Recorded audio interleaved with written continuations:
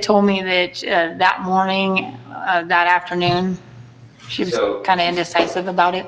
Okay, so she said this morning and afternoon, or something similar to those. Something to that effect, yes. Thus indicating that she had used marijuana that day. Yes. During the investigation, prior to that statement, had you asked her if she had used any kind of prescription drugs or other types of drugs? Yes, and she had told me no. Now going to the measurement, so the blood, you testified that it does show 12 nanograms of THC were in the defendant's system, correct? Yes. And THC, is that the active ingredient of marijuana? Yes. And in your opinion, I realize there's no standard, but in your experience and training, I believe you stated 5 nanograms or more is sufficient for impairment. Yes. Correct. And that depends on the person as well. And what are the different factors that go into that? A person's size, how much that they've actually smoked, whether or not they smoke it daily. So the defense also called in or brought to your attention the DPS instrument that is used to measure the blood alcohol, or not blood alcohol, the marijuana concentration in somebody's blood, correct? Yes. And they stated that it goes up to a large number, right? Yes. Now, the amount of THC that could be in somebody's body, can't that depend on what kind of marijuana they've ingested? Yes. Are there different kinds of marijuana? There are some that are cultivated in such a way that they have stimulant properties. I'm going to object to this line of questioning. We don't know what kind of marijuana is involved here. It's irrelevant. I was just using it as an explanation of why DPS would use an instrument that would go so high.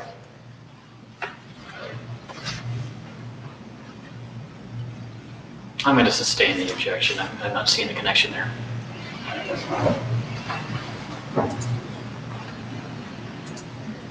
But just to reiterate, in your experience, 5 nanograms or more typically shows impairment. With my cases, that has been my experience, yes. Thank you.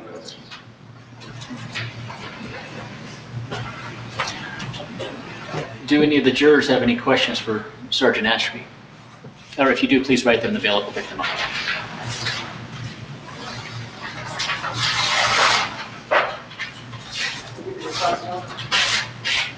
You guys want to go ahead and come on up now. I'm looking at Dave right after every witness is getting done, just as my own personal reminder.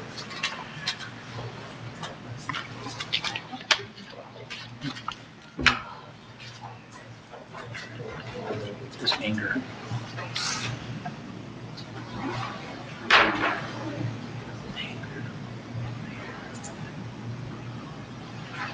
Don't let it blow away. Okay. You okay with it? Okay, and then the second is, okay, let's, I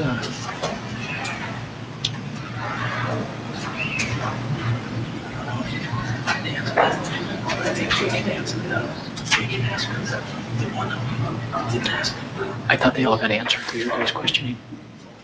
I put a star next to them as you guys asked them and they were answered.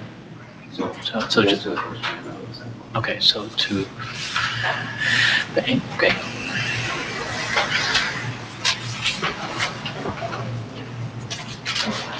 The question is does anger appear similar to impairment on FSTs?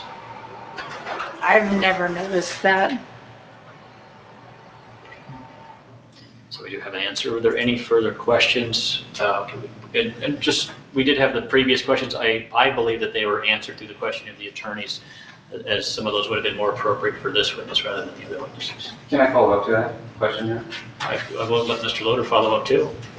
Yeah, that's fine. Go ahead, sir. In your experience with a person that's impaired with marijuana, do they often have different types of moods? Pretty much any kind of impairment by a drug, they're going to have ups and downs. So one particular drug may cause someone to be this way or a different way, correct? Yes, and there's a little more to it. So the reason why people a lot of times will have mood swings is because I'll try and put it as like in layman's Dumb it terms. down for me. So when you're not on any kind of drugs or anything, this is homeostasis for the body. When you've taken some kind of a drug, no matter what kind of drug it is, your body is going to fight to bring it back to homeostasis, normal. So what happens is your body floods itself with different, chemicals to try and bring the body back to normal. So it'll flood it and like it'll send the body up real high, and then it'll bring it right back down because it's still fighting to bring it back to normal. So until it gets it to the right level, you'll have ups and downs until the body gets back to homeostasis. So mood swings or possible anger could be a side effect of your body fighting to get back to homeostasis. Yes. That's the question, yeah. But the question was, is anger a sign of impairment? And your answer was no, correct? It's not, anger is not a sign of impairment, no. Hey, Are there any other questions from the jury? If I see pencils moving, I will pause and wait.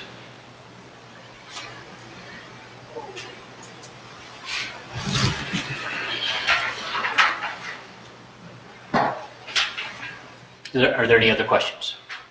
Okay, seeing none, thank you very much. Mason, step down.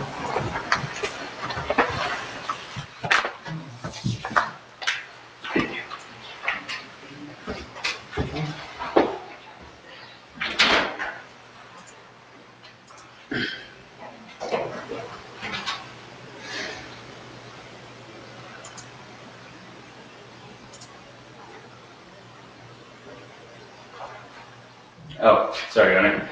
Stay rest at this time. Okay, thank you, sir. So at this point, we're going to take a break of at least 15 minutes. I do have some things I need to discuss with the attorneys prior to proceeding on it. Once again, you're welcome to be in the hallway or outside, whatever your choice may be. But keep in mind, though, that the admonition is very important that we don't even discuss the case amongst ourselves prior to deliberations. Thank you very much.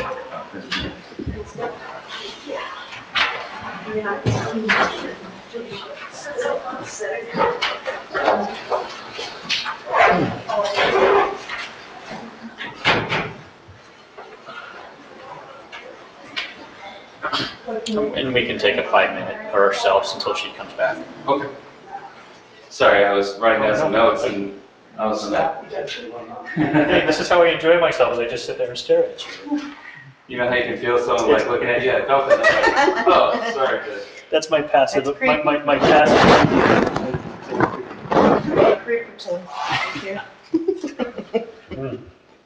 I learned a lot today. Yeah. I've learned a ton today. Good. I got a whole set of notes here. Yeah. Yeah. So, even new words I heard today. Do you want me to take it off the record? Yeah, she's smoking. It'll be a little bit before we go back on the record. Yeah.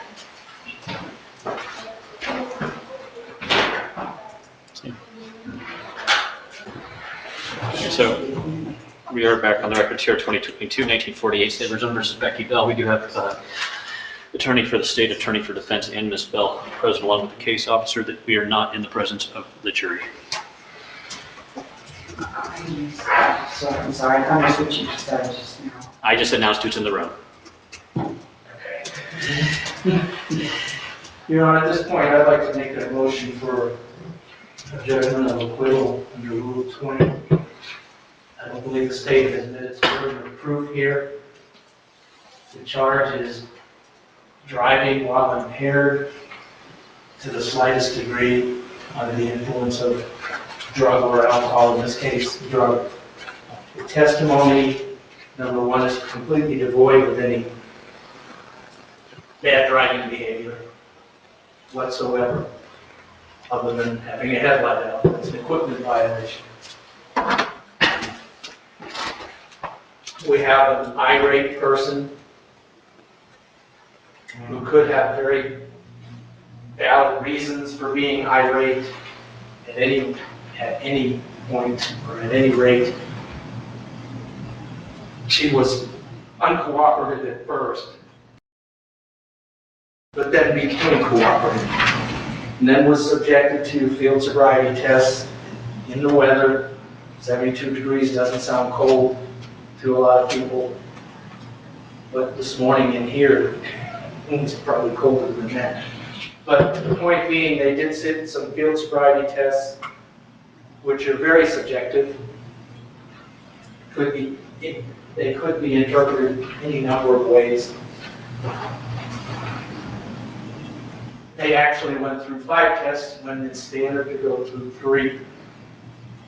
They explained it as extra tests because of A-RIDE certification, and I submit to you, we saw an A-RIDE officer who flunked his own FFP because he didn't know how to explain it to somebody.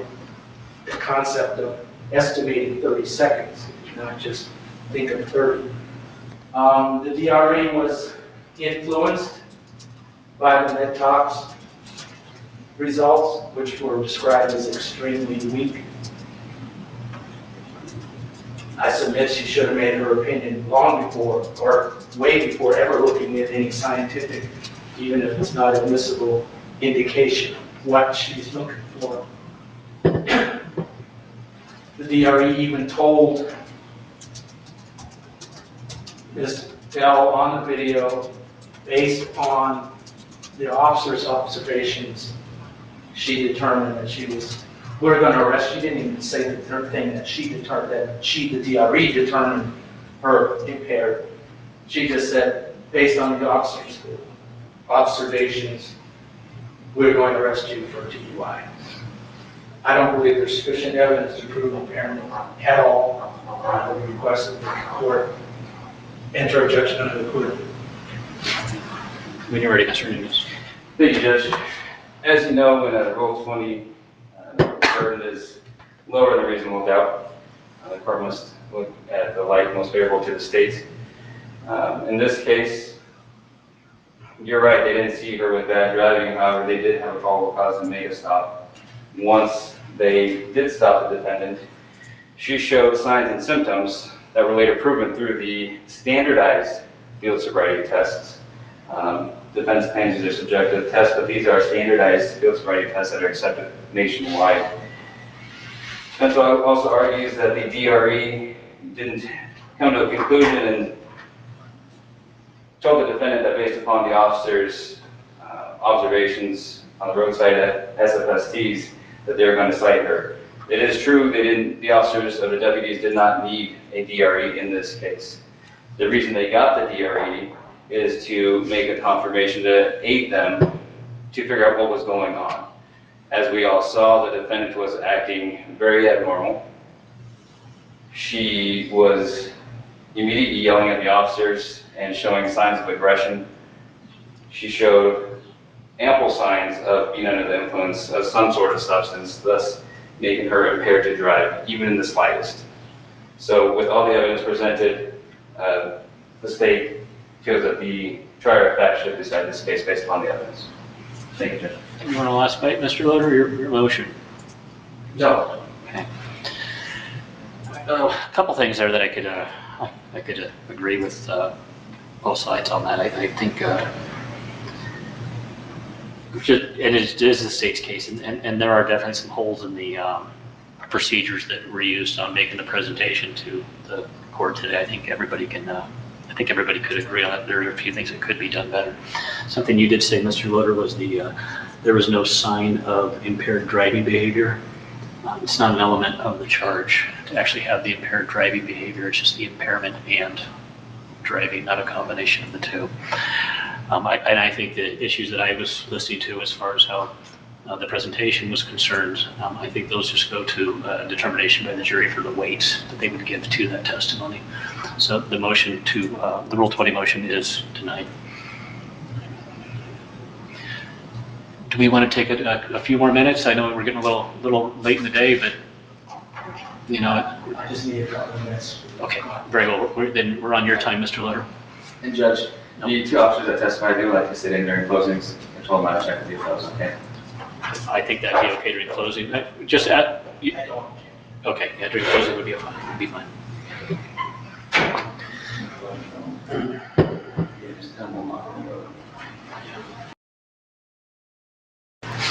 I like using them just so they can take notes on me, critique me at the end of the. Look, I hope they heard what I just said. Hear what I just said. Yeah, I appreciate that. Yeah. Like, I've had a little bit of training with my last one. it's just that, we'll talk when we're all back. Yeah. We're all back together afterwards. Let's see. Want me to set up the chairs? Yeah, I was going to say, if you want to grab 2 chairs, that'd be fantastic, sir.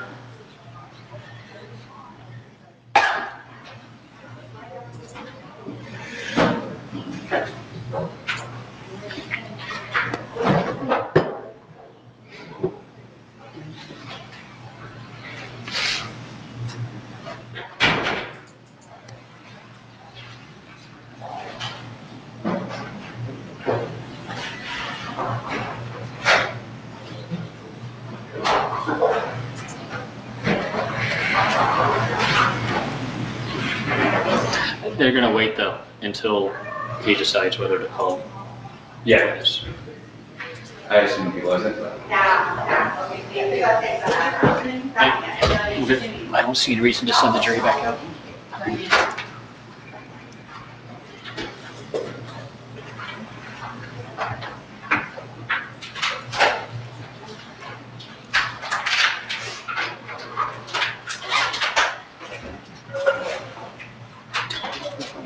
They're talking, Mike. They're talking on their.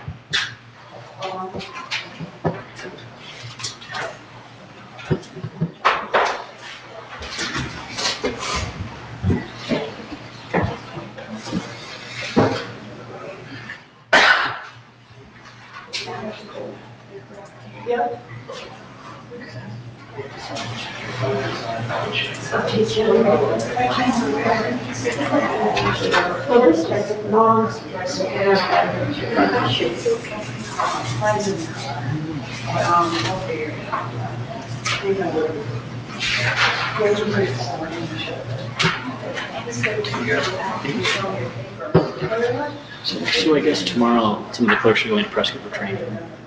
So yeah, I don't like it when I got them here by themselves either. So I get it. So if it does go to Mark, it's just us right from security. Because we share with Seligman, and I'd rather he's up there with Seligman with Chris than sitting here with good people. Oh, her clerks who like. Yeah. I'm just saying I totally agree with him. So sure. Do you know why they're going to What's in your mind? Yeah, that's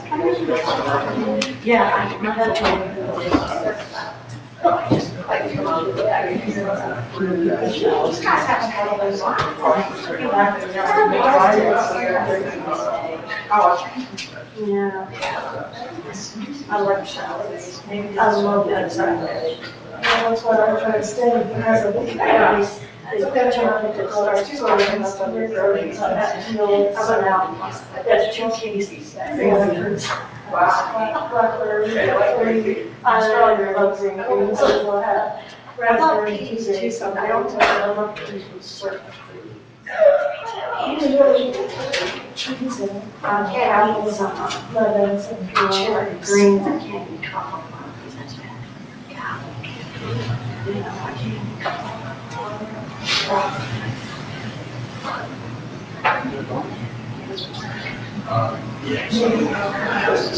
One more year left in the batch.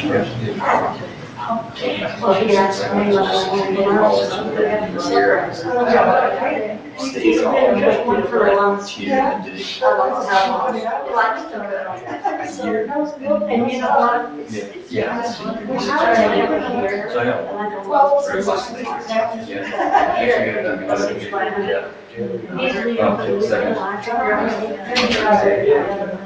Why not? Oh, like it kind of sounds boring, you know? I could do it.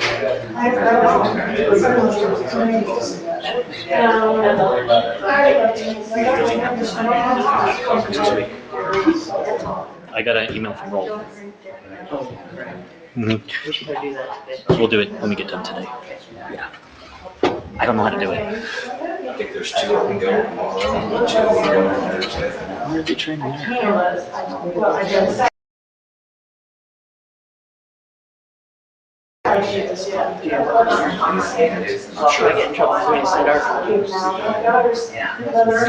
didn't hear anything. Maybe told me, I'm sure they did. I never saw it. I have no idea who it is.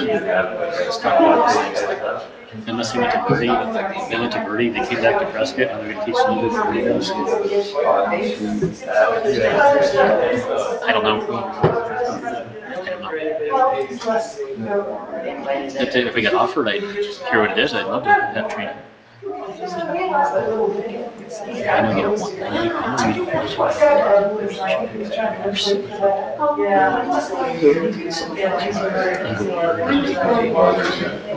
taking people to jail. We think it'd be a job just to refine what she's doing. Just so they can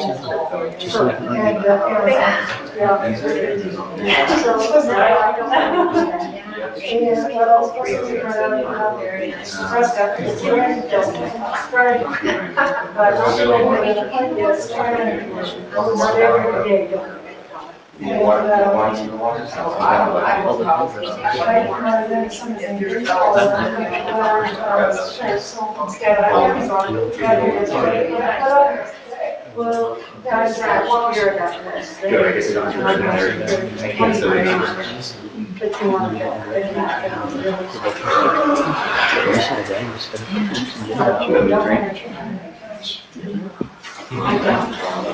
we came back up to the paperwork changes. You know, we asked because we didn't get it. And it's going so I don't want to wait until I mean, I'm sure they want to scour out there. and I'll still go back and say, hey, I'm doing what I got. Sometimes I don't, but yeah, chocolate, of course. No. Chocolate, that's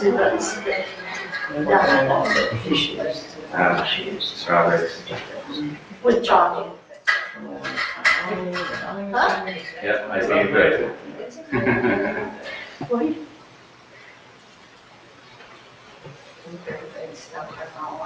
Yeah. Matter of fact, I had to have a bite of a Reese's Pieces, just a bite. Come back. That's some willpower. Reese's Pieces, I think they have some that's like that. No, it's peanut butter and chocolate, and I don't like peanut butter that way.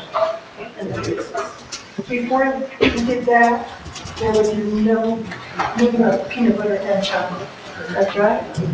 And the peanut butter was supposed to it wasn't as used like it is now. Yeah.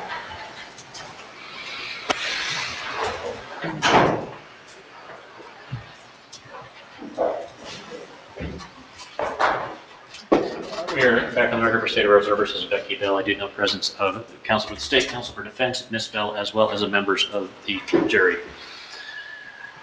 Defense would like to call Ms. Bell. Okay. Come on up, Ms. Bell. Mr. Nunez, could you grab that? Sure. Please. Thank you. Okay. Ms. Bell, do you sort of tell the truth, the whole truth, and nothing but the truth, so help you God? Yes, sir. Okay, please, ma'am, have a seat. And Mr. Loader, when you're ready.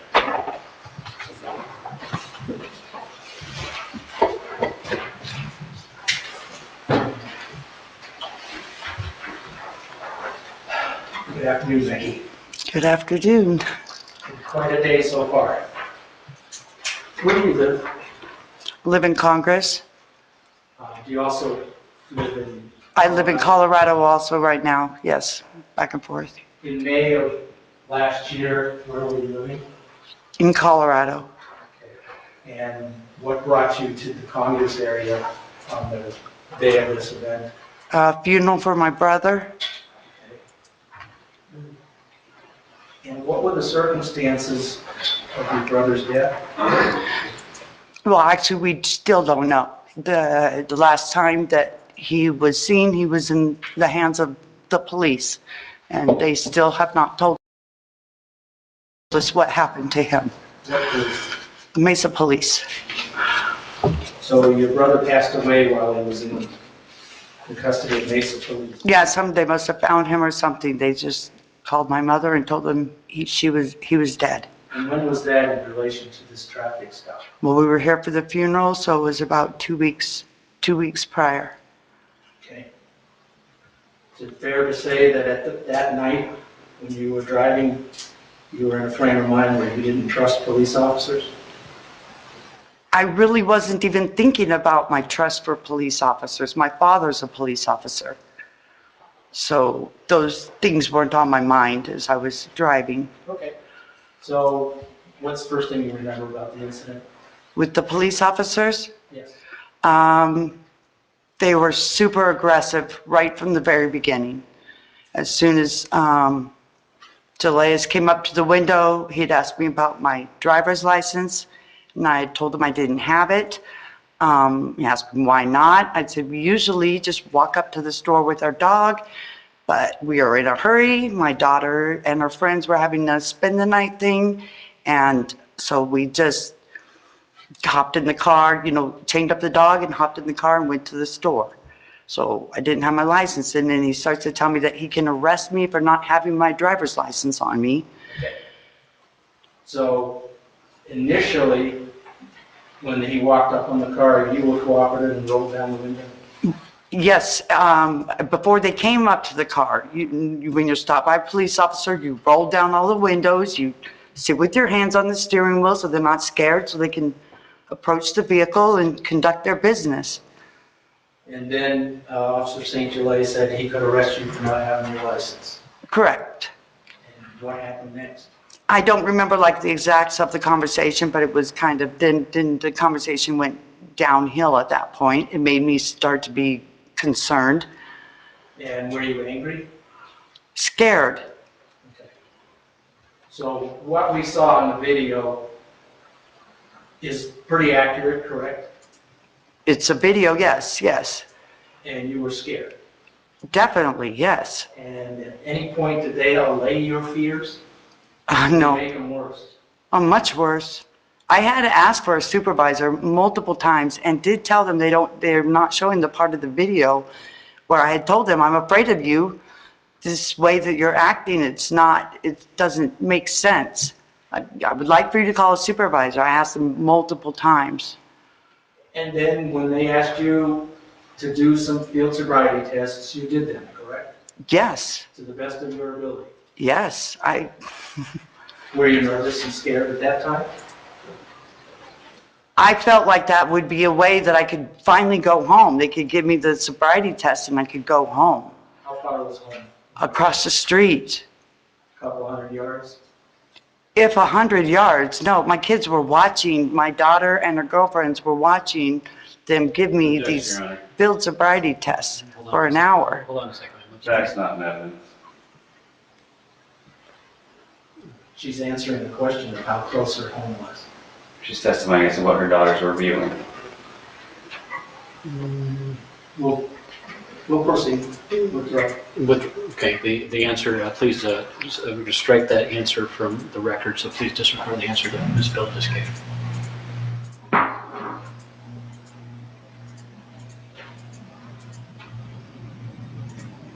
Let's see. Well, let's get right to it. When was the last time you had smoked marijuana before this traffic stop?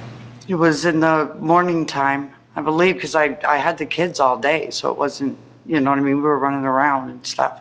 And did you feel impaired by that marijuana? No, that's why I was so anxious to do a field sobriety test. How long have you been smoking? Many years. So is it fair to say that you're pretty used to it? Yes. Do you have some physical problems with your back?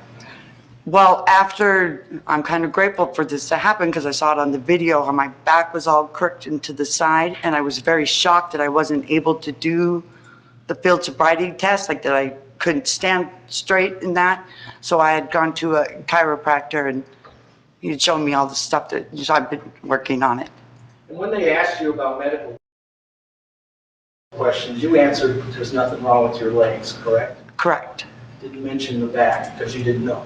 Correct. When do you believe Deputy Radford called for a DRE? Objections, false speculation there. Did you see Deputy Radford on the phone during this traffic stop? Just for the record, so the question's withdrawn, sir? Yes. Thank you. Go ahead.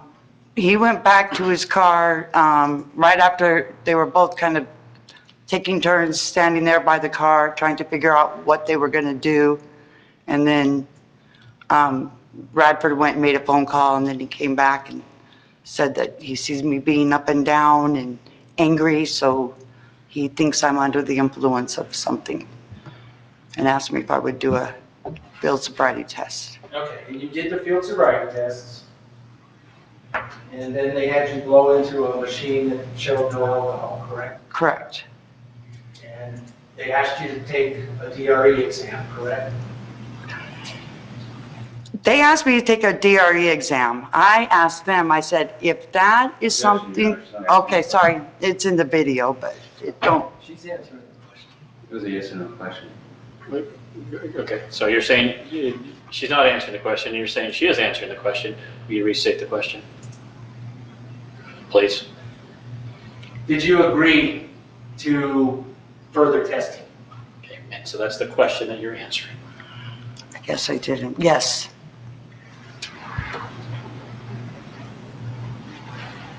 Did you agree for any reason other than to get this incident over with? Well, yeah, that's, I figured we would be in a place with other people who could see that I was clearly sober, and I'd be going home.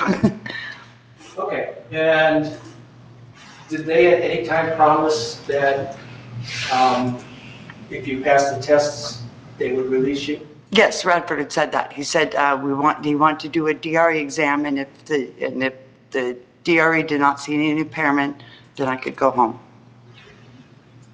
And when you arrived at the substation, was Sergeant Ashby already here? Not yet. How soon after you arrived did she appear? About 10, 15 minutes.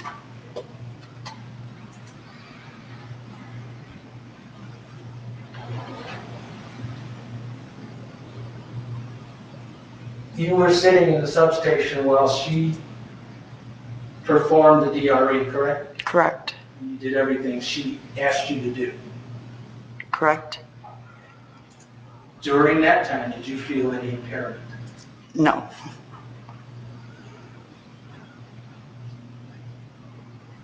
Let me ask you this. At any time during your marijuana use over the years, have you had enough where you felt impaired? Yeah. Yeah, you will. But this day, you were watching kids and you didn't have that much. Yeah, I had to get up early. Yes, no. There was no, yeah.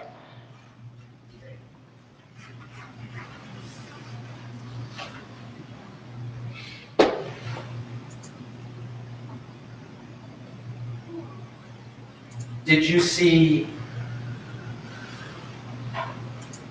Deputy Radford show Sergeant Ashby something on his phone?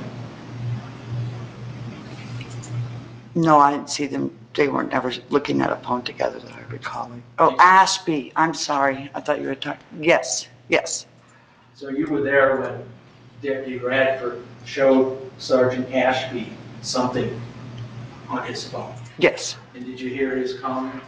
Oh, yes, I heard her. She first asked for if you could hear the video. She says, do you have the med talks? And he says, yes, I do. And then they look at it and says, it's very faint. And then she asked, Extremely faint. extremely faint.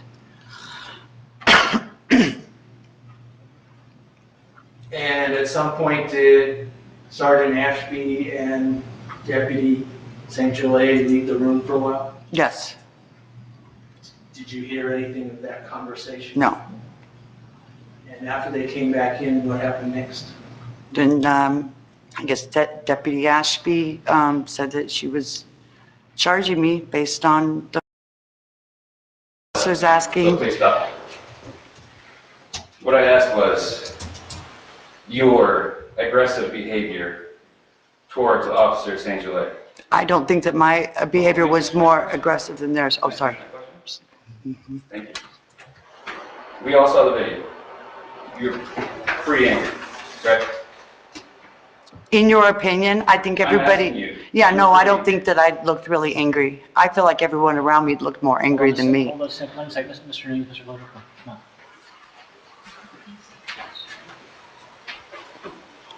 And it's not really that line of questioning, it's just the way the question is happening.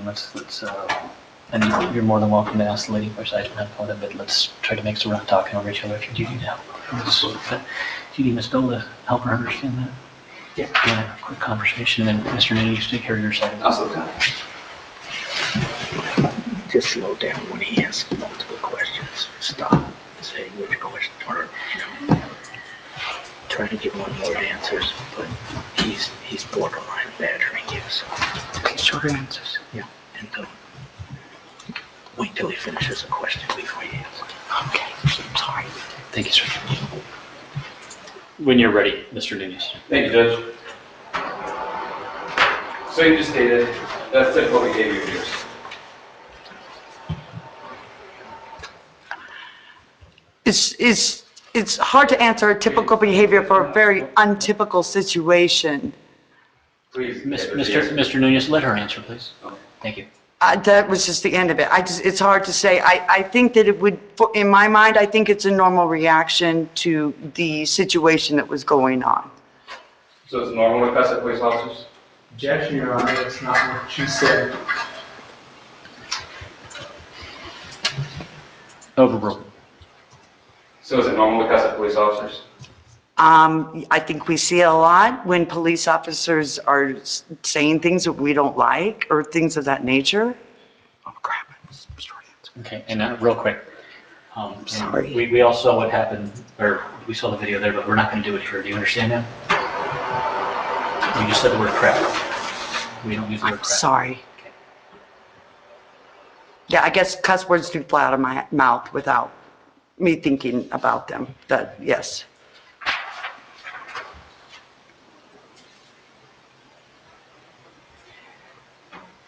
So I'll kind of fast forward from that. In the video, we saw you asking for a supervisor, correct? Correct. The Deputy Radford indicated that if you'd like a supervisor, it would be sometime before one would come to you, correct? Correct. Just given the part of the state that we're in, sometimes it takes some time. You understand that part, right? I do understand that, yes.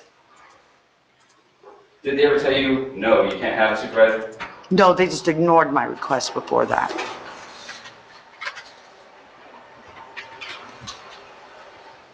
You just testified a moment ago with your attorney that during the FSTs, you were not nervous, correct?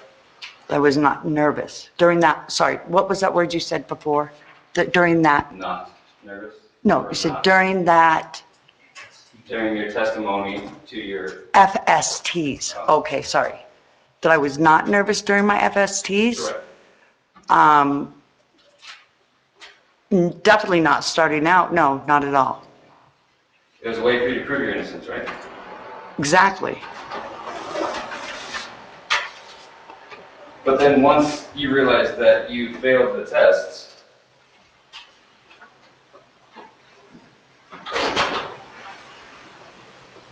I'll throw my question in. You didn't indicate that you had any injuries when you were asked questions about injuries, right? Correct. At the time, you didn't know of any injuries that you may or not have, right? Correct. So you didn't feel anything that told you, I probably can't do these. Correct. Correct. You made mention that it was only after this that you then went to go see a chiropractor or somebody, right? Been to a couple of different doctors, yes. But prior to that, you had no knowledge and no feeling, you were good to go. You know, I'm a normal person. I have constant, aching in the back, but it's not like, no, I didn't think it would affect me doing a field sobriety test in any way.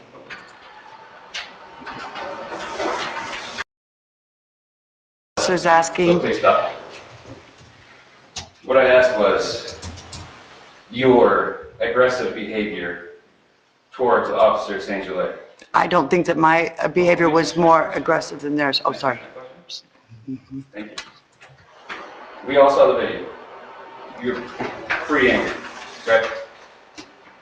In your opinion, I think I'm asking everybody, you. yeah, no, I don't think that I looked really angry. I feel like everyone around me looked more angry than me. Hold on a second, Mr. Newman, Mr. Loder, come on.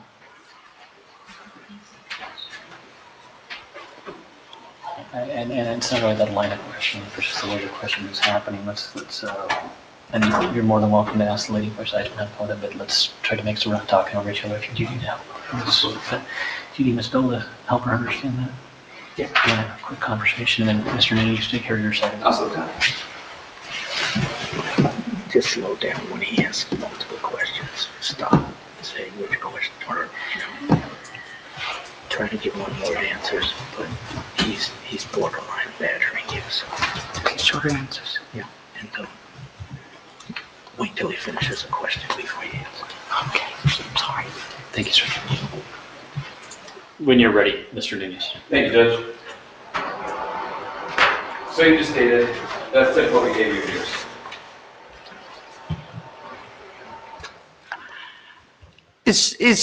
It's hard to answer a typical behavior for a very untypical situation. Please. Mr. Nunez, let her answer, please. Thank you. That was just the end of it. It's hard to say. I think that it would, in my mind, I think it's a normal reaction to the situation that was going on. So it's normal to cuss at police officers? Objection, Your Honor, that's not what she said. Overruled. So is it normal to cuss at police officers? I think we see it a lot when police officers are saying things that we don't like or things of that nature. Oh, crap. Okay, and real quick. Sorry. We all saw what happened, or we saw the video there, but we're not going to do it here. Do you understand that? You just said the word crap. We don't use the word I'm crap. sorry. Okay. Yeah, I guess cuss words do fly out of my mouth without me thinking about them. That, yes.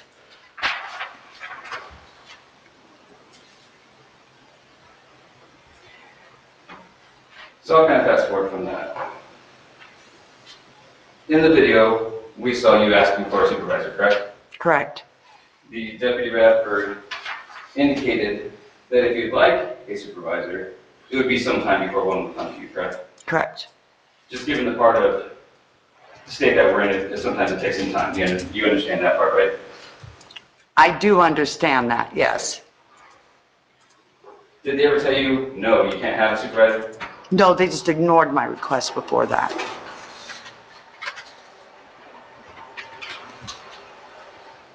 You just testified a moment ago with your attorney that during the FSTs, you were not nervous, correct? I was not nervous. During that, sorry, what was that word you said before? During that, Not nervous? no, Or you said not? during that During your testimony to your... FSTs. Okay, sorry. That I was not nervous during my FSTs? Correct. Definitely not starting out. No, not at all. It was a way for you to prove your innocence, right?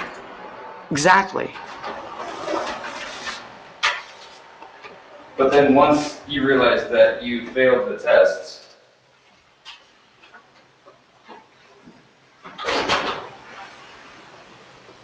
I'll throw my question in. You didn't indicate that you had any injuries when you were asked questions about injuries, right? Correct. At the time, you didn't know of any injuries that you may or not have, right? Correct. So you didn't feel anything that told you, I probably can't do these. Correct. Correct. you made mention that it was only after this that you then went to go see a chiropractor or somebody, right? Been to a couple different doctors, yes. But prior to that, you had no knowledge and no feeling, you were good to go. You know, I'm a normal person. I've had constant, aching in the back, but it's not like, no, I didn't think it would affect me doing a field sobriety test in any way.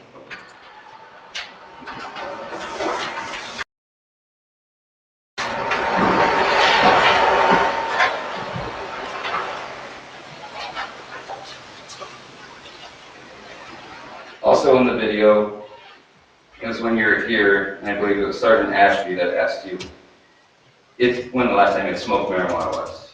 You said morning, afternoon, so which one was it? Morning. Why did you say afternoon? I tried to remember what day it was at that point. We were like at midnight. I'd been with him for hours. I was kind of really out of sorts, for sure.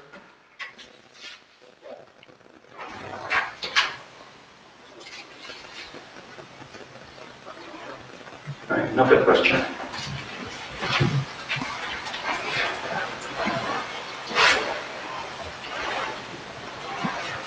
Mr. Nunez asked you if you smoked to get high before the kids. Is that correct? Yes. Did you smoke to get high, or was it for pain or? Well, it's so that my stomach doesn't be achy and that I can eat food when I need to. But you can't, it does, you know what I mean, get you high. I can go pick up the kids and stuff at that moment. So I got up earlier before them. Okay, so you don't take marijuana for the purposes of the high, you take it for medicinal reasons, to help with pain. And appetite, mostly, yes.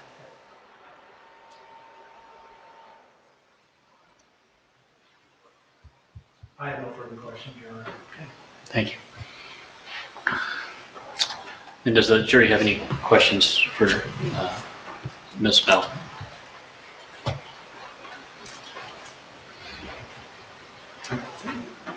You guys can go ahead and come up now, I believe.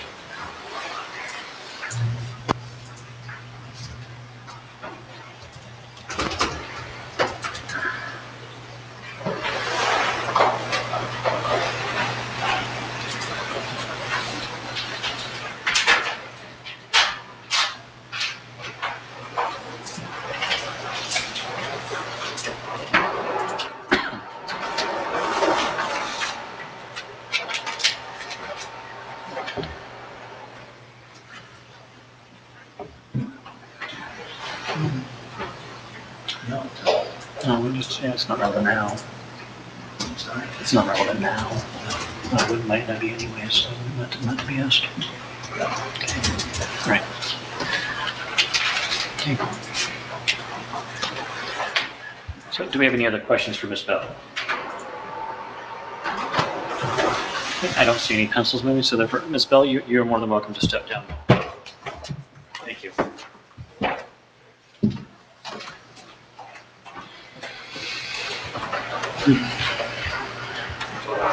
Defense question. Mr. Diaz? Cody? Unless you have anything on? I don't have any other witnesses. No other witnesses? Okay. In that case, we did have that request then for closings for the officers to be a part of that. You okay with that, Mr. Litter? Yes, sir. Okay. Deputy, if you could. And we do have some things to go over prior to also. You don't just let the jury know they're just here to witness. It's confusing. Yes, I will do that.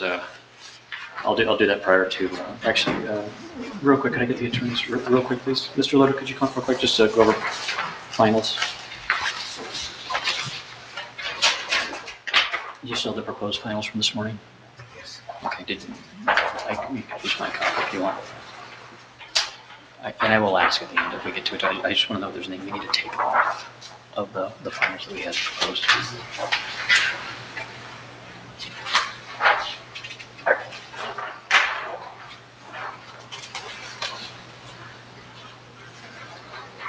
We do have the defendant need not testify.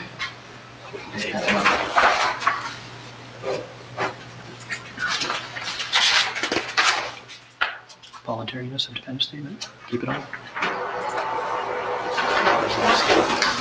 There weren't, I wasn't listening if there were during the trial.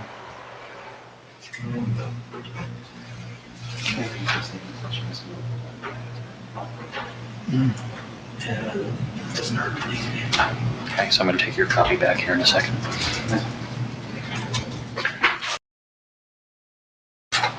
We do have the foreperson as well as the closing. And then we'll keep the in-pass in case we need it, as well as reconstituting, as well as pulling for later. Would that be accurate? If you think of any other instruction to be given, I'll ask if there's any other instruction. Can I have your copy back? I'm going to ask Officer Colgrove to go make some copies for us.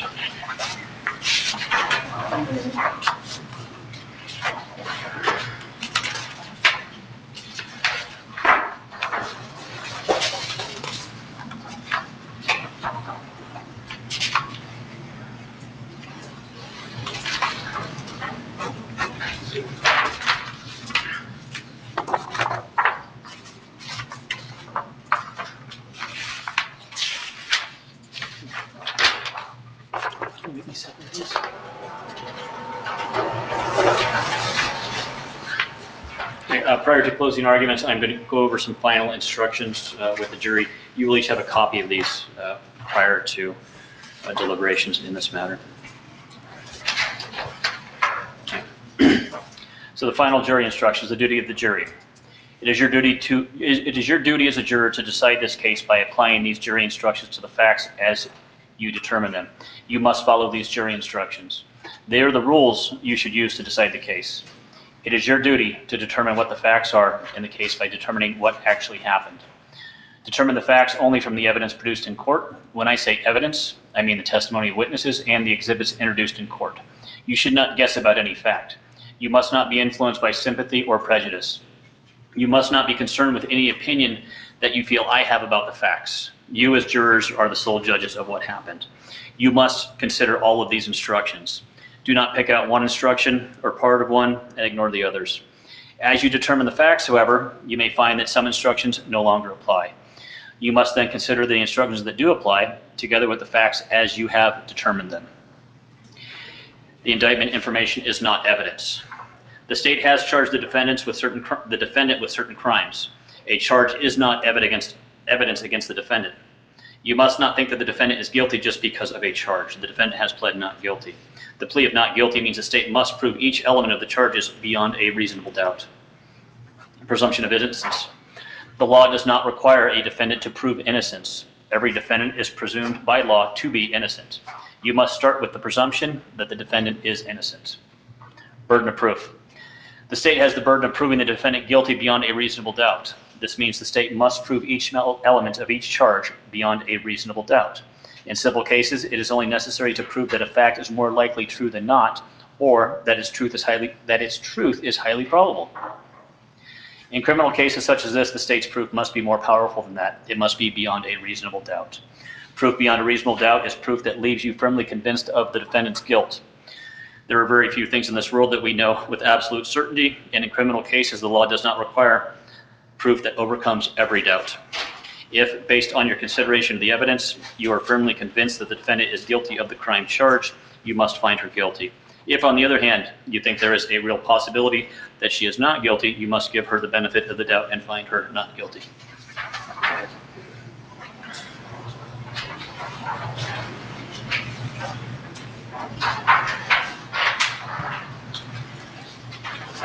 We are on the second paragraph up from the bottom.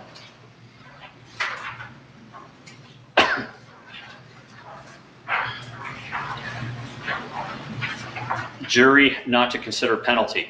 You must decide whether the defendant is guilty or not guilty by determining what the facts in the case are and applying these jury instructions. You must not consider the possible punishment when deciding on guilt. Punishment is left to the judge. Evidence to be considered. You are to determine what the facts in the case are from the evidence produced in court.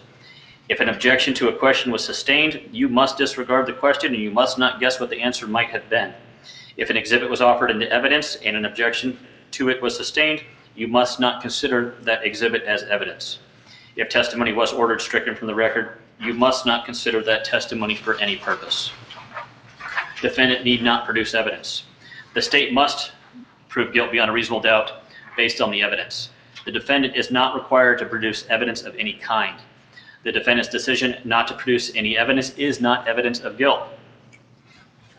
Lawyers' comments are not evidence. In their opening statements and closing arguments, the lawyers talk to you about the law and the evidence. What the lawyers say is not evidence, but it may help you understand the law and the evidence. Stipulations. The lawyers are permitted to stipulate to certain facts that certain facts exist. This means both sides agree those facts do exist and are part of the evidence. You are to treat a stipulation as any other evidence. You are free to accept it or reject it in whole or in part, just as any other evidence. Direct and circumstantial evidence. Evidence may be direct or circumstantial. Direct evidence is the testimony of a witness who saw, heard, or otherwise sensed an event. Circumstantial evidence is the proof of a fact or facts from which you may find another fact. The law makes no distinction between direct and circumstantial evidence. It is for you to determine the importance to be given to the evidence, regardless of whether it is direct or circumstantial. Credibility or believability of witnesses. In deciding the facts of the case, you should consider what testimony to accept and what to reject. You may accept everything a witness says, or part of it, or none of it. In evaluating testimony, you should use the test for truthfulness that people use in determining matters of importance in everyday life, including such factors as the witness's ability to see or hear or know the things the witness has testified to, the quality of the witness's memory, the witness's manner while testifying, whether the witness had any motive, bias, or prejudice, whether the witness was contradicted by anything the witness said or wrote before trial, or by other evidence, and the reasonableness of the witness's testimony when considered in the light of other evidence. Consider all of the evidence in light of reason, common sense, and experience.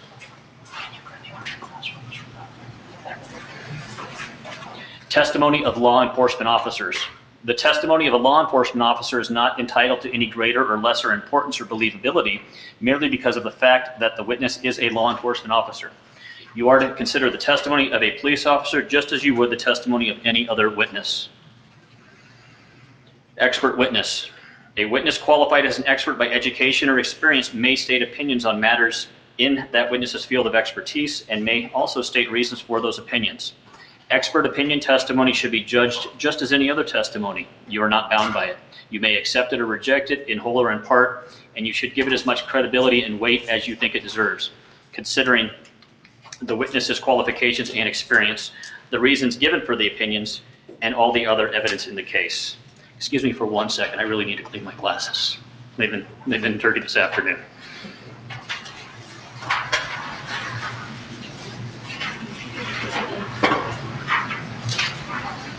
Okay, much better. I did cross off the defendant need not testify as the defendant did testify today. So that is one of the instructions that do not apply. However, defendant's testimony. You must evaluate the defendant's testimony the same as any other witness's testimony. Voluntariness of defendant's statements. You must not consider any statements made by the defendant to a law enforcement officer unless you determine beyond a reasonable doubt that the defendant made the statements voluntarily. A defendant's statement was not voluntary if it resulted from the defendant's will being overcome by a law enforcement officer's use of any sort of violence, coercion, or threats, or by any direct or implied promise, however slight. You must give such weight to the defendant's statement as you feel it deserves under all the circumstances. 281381A1 defined. So this is the definition of the statute. The crime of driving or actual physical control while under the influence requires proof that 1, a person drove a vehicle in the state, 2, a person was under the influence of a drug at the time of driving, and 3, a person was impaired to the slightest degree by reason of being under the influence of a drug.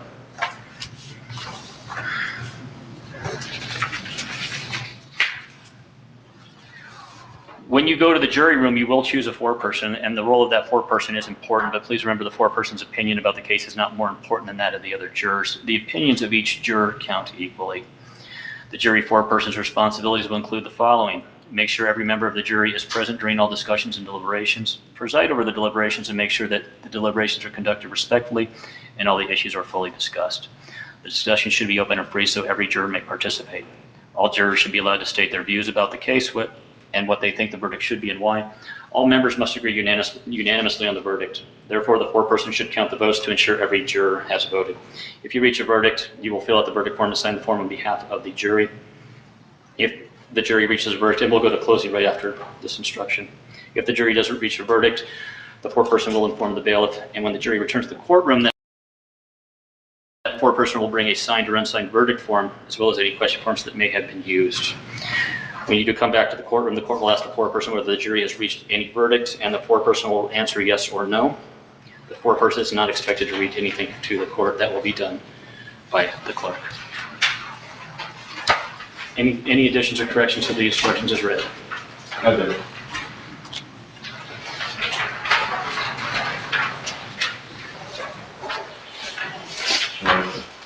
Any corrections?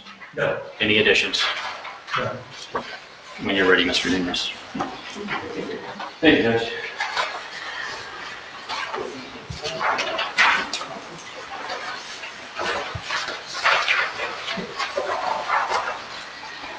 So as was stated to you just moments ago by the judge, in order to be found guilty of this crime, driving under the influence to the slightest degree, one must drive a motor vehicle in the state.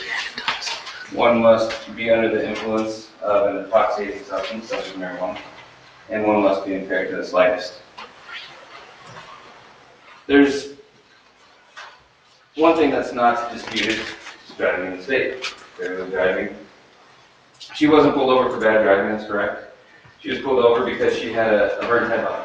It was a common stop for an officer to do, especially at nighttime. It's unsafe to drive with only one car. After the stop was made, the deputies realized that her behavior was uncommon. She was immediately yelling, cussing at the deputies. They're asking for her name. Yeah, she gave her name, but in the manner, we all saw how she gave it to them. She claims to be the daughter of an officer. I don't know if that behavior is indicative of that. The defense started with their opening saying that this is a case about an attitude problem. I would agree she has a definite attitude problem when it came to that night. Is that how she is normally? I don't know. Is that how she's been today? No, she's a very delightful person today. But on that night, she was under the influence of marijuana. There's evidence that's been stipulated too, which is her blood results, that indicate that she did have marijuana in her system at that time. THC, which is the active ingredient, which is the part that affects a person's body and brain. She had 12 nanograms. You heard an expert testify that in her experience in training, anything above 5 nanograms can be considered impairment. That person would be impaired. Now, the defendant has acknowledged that she smoked that day. Now, I don't know if it was in the morning or in the afternoon, because she said both. But she clearly stated that she's been smoking for a long time. I asked her, well, how much do you smoke? I don't know, I use it to eat. I was thinking if someone eats 3 times a day, do they smoke 3 times a day? Do they smoke throughout the day? Is it a one-time thing, one-time pass, and she's good? She also mentioned that she smoked in the morning right before she got her kids, which is alarming to know that parents would willingly and voluntarily use marijuana, which alters your mind, alters your behavior, before you're in charge of your children. Now, the defense argues she uses it for medicinal purposes. But just because somebody has a prescription doesn't mean they can go out and drive after they've taken that prescription. So I would argue with that notion.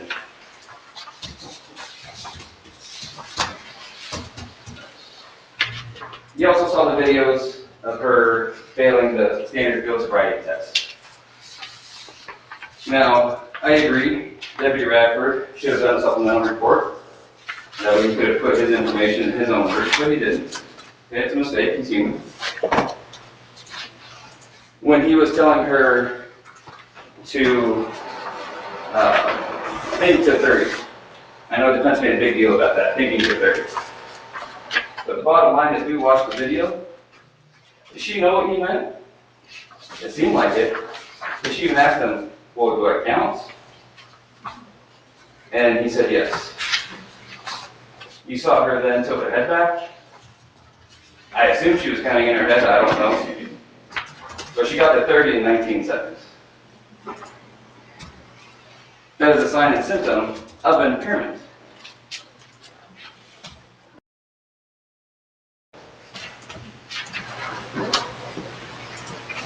She also failed the walk and turn test. You saw her walking like she was on a tightrope. Now, she chose to go barefooted. Defense didn't argue that that hindered her in any way. And it looked as though she was on an even ground. There weren't any major obstacles. So I guess I'm confused on what would make her sway from side to side, almost like it was a circus act, if she wasn't impaired. She also failed the one-leg stand. Supposed to stay like this, count 2. I believe they tell you when to stop. They say they normally ended at 30. It's not that difficult for an unimpaired person. As a matter of fact, she stopped, I believe it was around seconds 13 or 14. Then she started again. Then she put her leg down and she started again. And then she got to 16, and then back to 13, and then back to 14. It was kind of confusing to watch her method of counting. Now, I can understand possibly putting the foot down or whatever, but the going back and forth between the numbers, that just is telling me that something's going on upstairs that's not counted for. Then she gets brought back to the deputy's substation. They draw blood. You know, the results, blood results came back positive for marijuana. She underwent some further testing with the drug recognition expert. Now, the officers didn't need to use the DRE to cite her. That was just another step further to make sure they were getting things right, another safety check. The DRE also consulted with a DRE instructor, let him know all the observations that not only that she made, but that the officers made on the side of the road, the med tox, the urine test screen. You guys heard there was a faint, or Deputy Radford said, very faint whine. So the bottom line is, faint, very faint, or any kind of whine, shows that it's in your system. It's not measuring how much, it's measuring that it's there, it's present. So, after all of that, Sergeant Ashby did come to the conclusion she wasn't impaired. She actually came to that conclusion prior to calling Sergeant Lewis, who is the DRE instructor. Based on the totality of the circumstances, that is where she got her conclusion from. And that is what she was basing it on.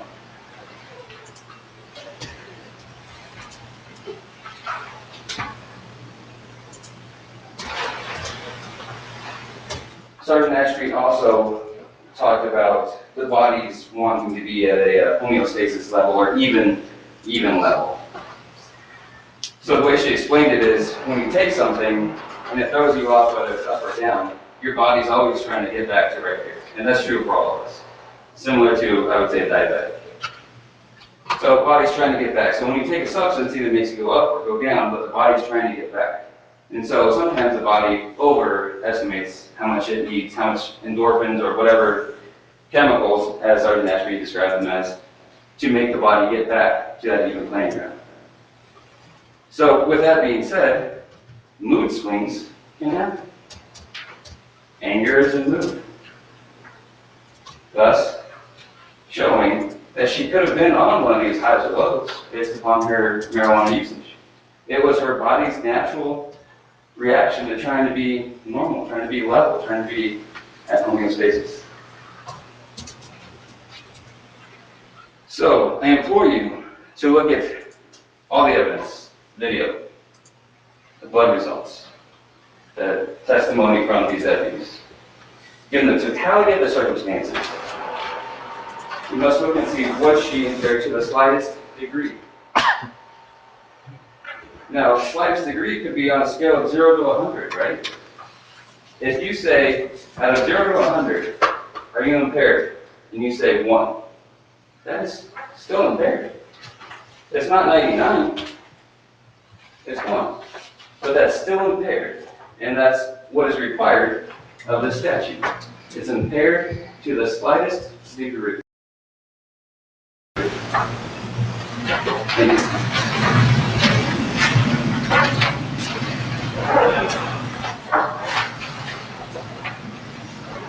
Thank you for your attention throughout this day and your continued attention.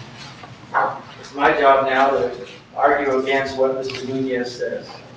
And I was impressed by him standing up all that long time. I could do that when I was his age too. But try to do it in the middle of the night, on the side of the road, with traffic going by, when you're already upset. Try to do it in the jury room. What you saw on the video, I saw, they saw, you saw, the FSTs. Just how much impairment did we see? Did we see her going like this? Or did we see her struggling a little bit, but getting the 9 steps, which was an important instruction? And then the most important one is figuring out how to turn by leaving the front foot forward and go like that. And she did that okay. And then she walked back.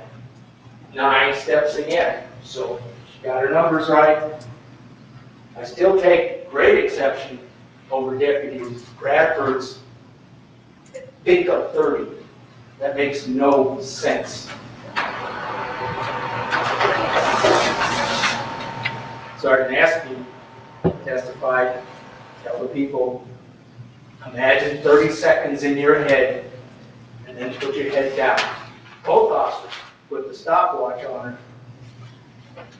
But with the instruction from Deputy Radford, as opposed to the instruction from Sergeant Ashby, we get a 19-second or 29 seconds.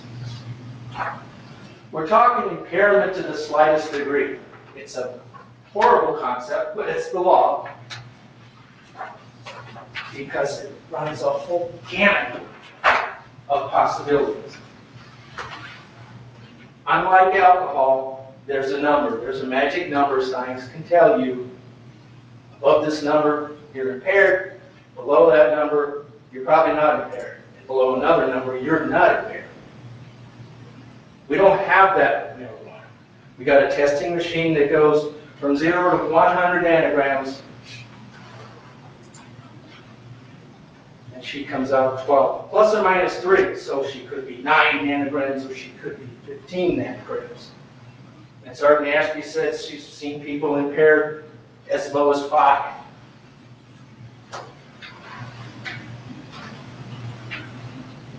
That is a huge scale. And yes, if she's 1, according to Mr. Nunez, she's impaired to the slightest degree. You have to think about that in your minds. Her ability to drive, was she impaired to the slightest degree that affected her driving? We never saw or heard any testimony about driving ability. It's just a headlight out. And yes, she was upset. She was very upset. She had some things going on in her life, and she's being stopped, and it doesn't go well. It goes downhill. And I submit you saw her losing her temper, and I submit you saw 2 professionals getting their buttons pushed.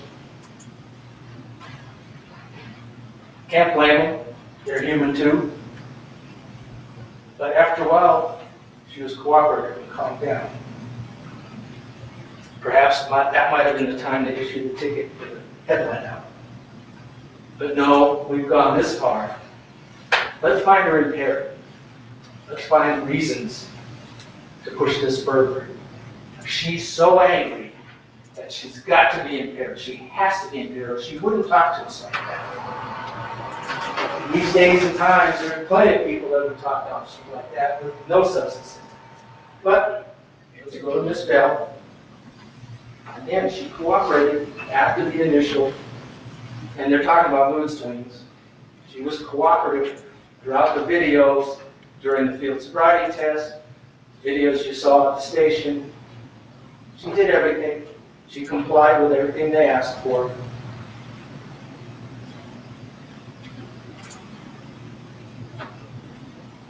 Sergeant Ashby testified it would take about 2 hours for her to get to the substation.